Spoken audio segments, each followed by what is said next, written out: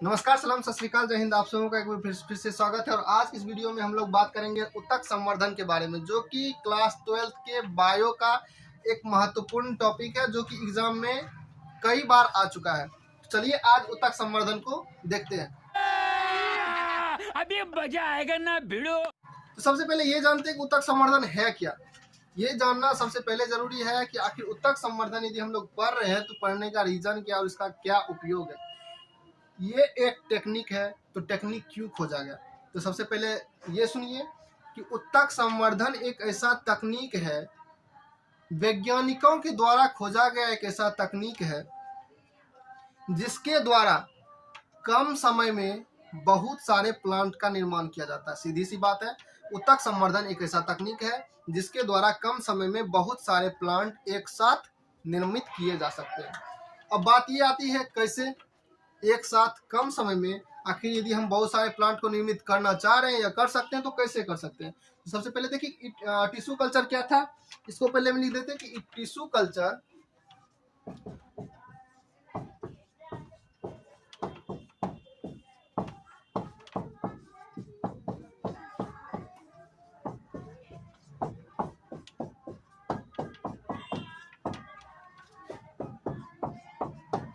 एक ऐसा तकनीक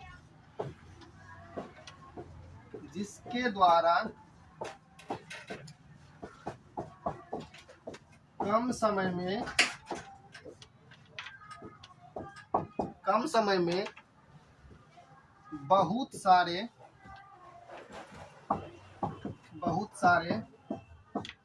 पौधे निर्मित किए जा सकते हैं।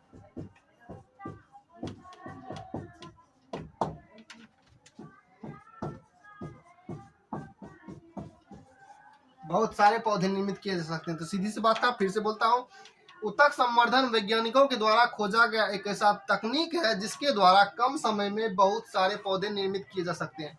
अब इसको थोड़ा समझते हैं। मान लीजिए ये एक कोई सा पौधा है। मान लीजिए आम का ये प्लांट है।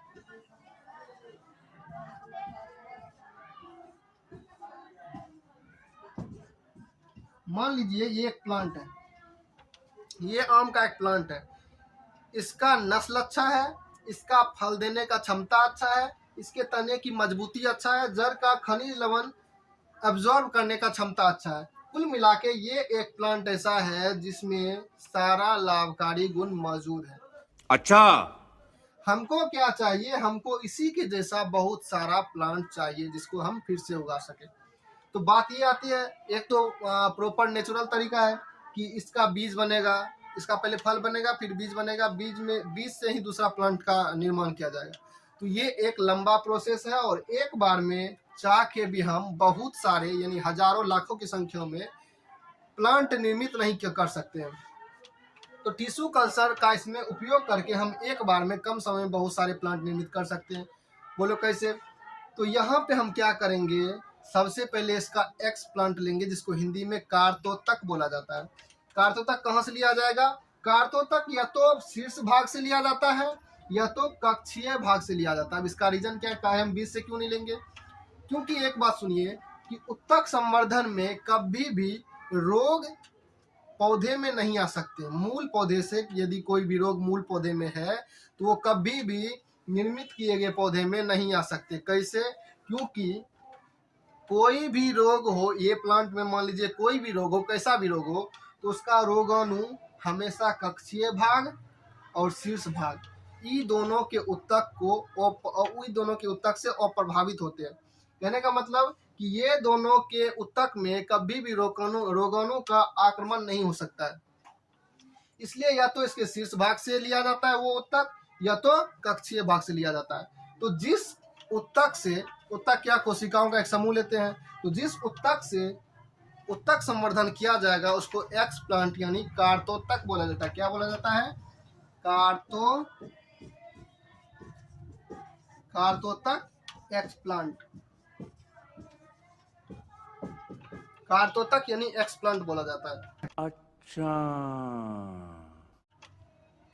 अब आगे की बात ये होती है कि कार्तोतक एक्स प्लांट हम कहाँ से निकालें, तो या तो कक्षीय भाग से यानी जड़ वाला भाग से निकाल लेते हैं, या फिर शीर्ष वाला भाग से निकाल लेते हैं। तो ये फंडा क्लियर हुआ। क्यों ये दोनों स्थान से क्यों लेते हैं? क्योंकि ये दोनों स्थान जो होता है रोगाणु से अप्रभावित होते हैं, यानी इसमें कभी भी रोग आक्रमण नहीं कर सकता है।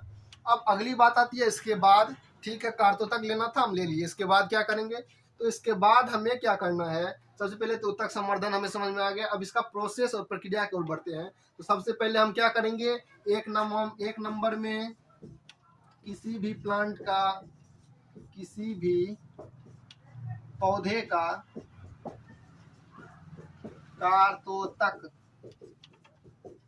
कार्तोतक यानी एक्सप्लांट लेंगे।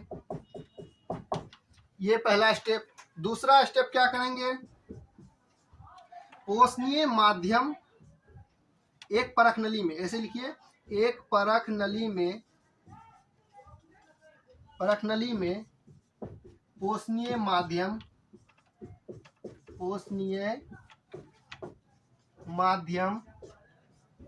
लेंगे। ठीक है, एक परख नली में पोषणीय माध्यम लेंगे। हाँ, यहाँ तक ठीक है, पोषणीय माध्यम लेंगे। लेकिन बात ये उठती है कि परख नली में पोषणीय माध्यम लेंगे तो क्या लेंगे? पोषणीय माध्यम कोई ऐसा लिक्विड है, हार्मोन है, एंजाइम है?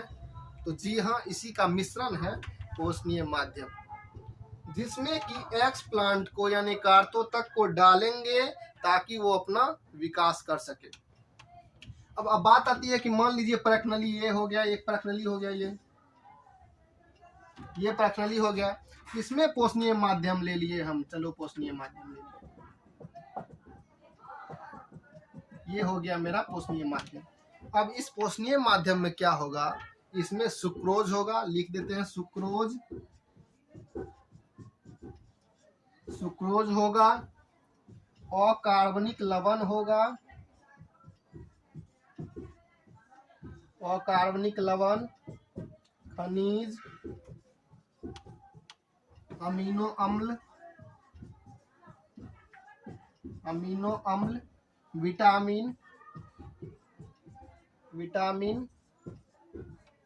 और कुछ वृद्धि नियंत्रक हार्मोन जैसे ऑक्सिन, साइटोकाइनिन।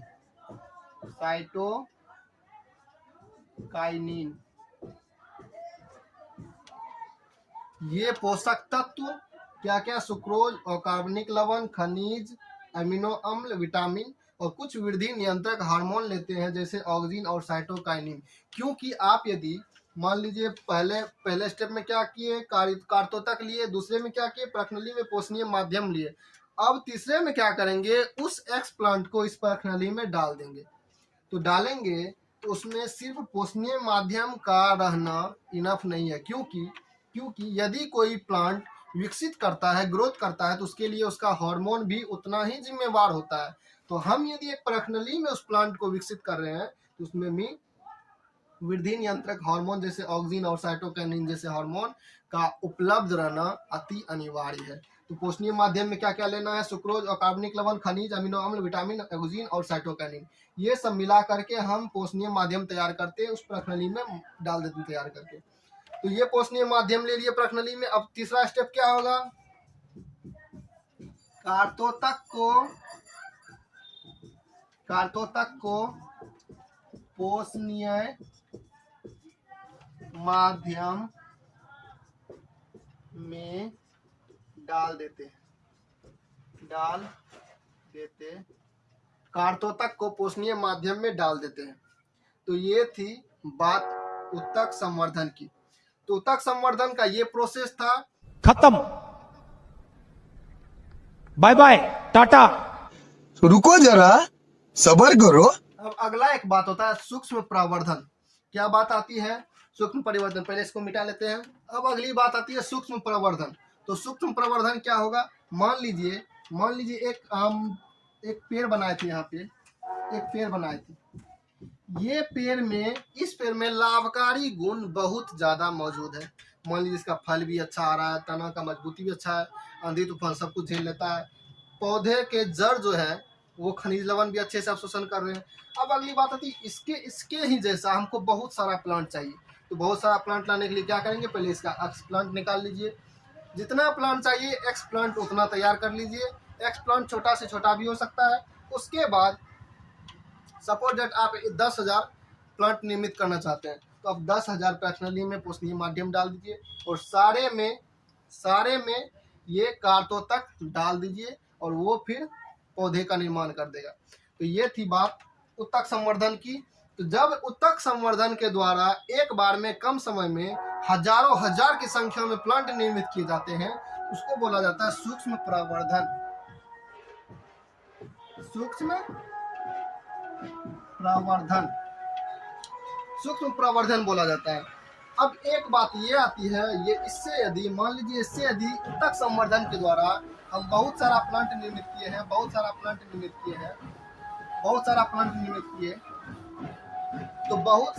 जो निर्मित किए, तो इसका अनुवांशिक रूप ठीक इसके जैसा होगा या नहीं? जाहिर सी बात है इसी के जैसा होगा, क्योंकि इसी का तो अंश है ये सारा प्लांट। कैसा लगा मेरा मजाक? तो इसी के जैसा अनुवांशिक रूप यदि होगा तो इसको हम क्या बोलेंगे? क्लोन बोलेंगे। इसलिए इस तरह के प्लांट को हम सोमा क्लोनल भी कहते हैं। क्या कहते हैं? सोमा क्लोनल। क्या बोलते हैं? सोमा क्लोनल भी कहते हैं। क्या बोलते हैं? सोमा क्लोनल। तो ये थी बात सोमा क्लोनल की। उत्तक संवर्धन का ही एक पार्ट था सूक्ष्म प्रवर्धन, जो कि यहाँ पे मैंने बता दिया। उसके बाद एक आता है कायिक संकरण। इसी का छोटा छोटा टॉपिक है कायिक संकरण। उत्तक संवर्धन की तकनीक पे ही आधारित है कायिक संकरण भी। कायिक संकरण में क्या किया जाता है? दो किस्म लिए, दो अलग अलग फसल लिए जो कि सर्वाइव कर सके आपस में। दो फसल लेते हैं, उसका एक कोशिका ले ली। मान लेते, देखिए मान लीजिए ये एक प्लांट है, ये एक प्लांट है, ये एक प्लांट है। मान लीजिए ये पोटैटो का प्लांट है, ये टोमेटो का प्लांट है। अब दोनों का प्लांट है तो दोनों का एक एक कार्तोतक वाला कोशिका लिए, उसका प्रोटोप्लास्ट निकाल कर अलग कर लिए और दोनों के प्रोटोप्लास्ट को संयुग्मित करा करके एक कोशिका बना लिए। अब उत्तक संवर्धन द्वारा इससे प्लांट का निर्माण कर लेंगे। इससे जब प्लांट का निर्माण होगा तो इसमें पोटैटो और टोमेटो दोनों का गुण मौजूद होगा। यानी कह सकते हैं एक भाषा में जड़ में आलू ऊपर में टमाटर। तो इस तरह के प्लांट को पोमेटो बोला जाता है। और ये कोई एग्जाम्पल नहीं था, ये कोई इमेजिनरी पार्ट नहीं था इस टॉपिक का, ये वास्तव में होता है पोमेटो। आप गूगल पे सर्च करके देख सकते हैं। लेकिन एक बात ये आती है कि पोमेटो उतना सरवाइव नहीं कर पाता है, इसलिए ये फसल उतना विकसित नहीं किया गया। तो ये था कायिक संकरण। उत्तक संवर्धन का जो भी टॉपिक था, जो मेन पॉइंट था, वो इस वीडियो में कंप्लीट करा दिया गया है। तो आज के वीडियो में इतना ही। मिलते हैं अगले वीडियो में। यदि आपको कुछ भी थोड़ा सा भी समझ में आया हो तो चैनल को सब्सक्राइब जरूर करें।